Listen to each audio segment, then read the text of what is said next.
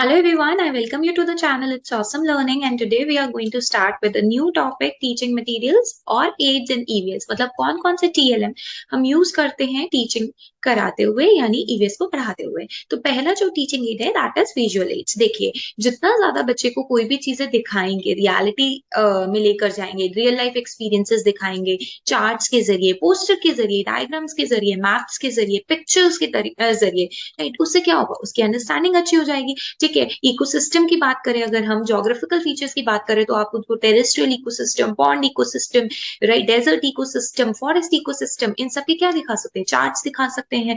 Right, so basically क्या हो रहा है, आप चार्ट्स दिखाइए, डायग्राम्स बनाइए, प्लैक कार्ड्स दिखाइए, फ्लैश कार्ड्स दिखाइए, ये सारे के सारे बच्चों के जो कॉम्प्लेक्स आइडियाज है ना, जो उनको समझ में नहीं आते, उनसे कनेक्शन रिलेट करेंगे ताकि वो थ्योरी वाली नॉलेज को रियल वर्ल्ड के एग्जांपल्स के साथ कनेक्ट कर पाए। राइट, तो आप समझ रहे हैं, इसी वजह से जो पहला सबसे बढ़िया टीचिंग एड रहेगा वो होगा विजुअल एड। वो कुछ भी हो सकता है, राइट, वो आपका एक मॉडल भी हो सकता है। राइट, तो सेकेंड हम आ ही गए हैं मॉडल एंड स्पेसिमेंस पे। मॉडल्स में क्या होगा, मान लीजिए आप बच्चे को क्या दिखा रहे हैं, टीथ के बारे में बता रहे हैं, तो आप उसको टूथ का मॉडल दिखा दीजिए। टूथ में क्या क्यों कैविटी होती है, टूथ की आउटर लेयर क्या होती है, एनिमल स्ट्रॉन्गेस्ट क्यों होती है, उसको हैंड्स ऑन लर्निंग एक्सपीरियंस दीजिए। Right, for example model of the solar system आप दिखा सकते हैं, वाटर साइकिल का मॉडल दिखा सकते हैं, प्लांट स्ट्रक्चर दिखा सकते हैं। इससे बच्चे को जो नॉलेज है ना, टैंजिबल वे में जो नॉलेज है, कॉम्प्लेक्स वे में नॉलेज है, उसको इजी वे में वो समझेगा। राइट, रॉक्स का, फॉसिल्स का, right, fossils are dead and decaying organisms का जो फॉसिल्स रहेगा that is the fossils. Right, they allow the students to explore more, ताकि बच्चे ज्यादा से ज्यादा एक्सप्लोर कर पाए, नेचर को समझ पाए।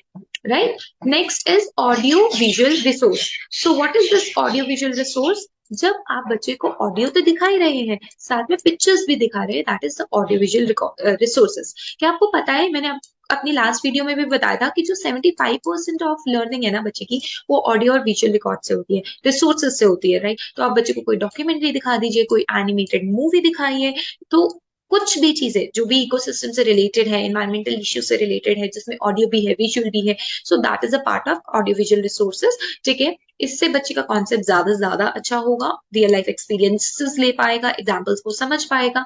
Right, so this can be done. Next is interactive white board. आजकल सभी स्कूल्स में स्मार्ट बोर्ड्स आ चुके हैं। उसमें क्या होता है, आप कुछ ना कुछ लिख सकते हैं, डायग्राम्स बना सकते हैं, विजुअल रिप्रेजेंटेशंस दे सकते हैं, डेमोन्स्ट्रेशन दे सकते हैं।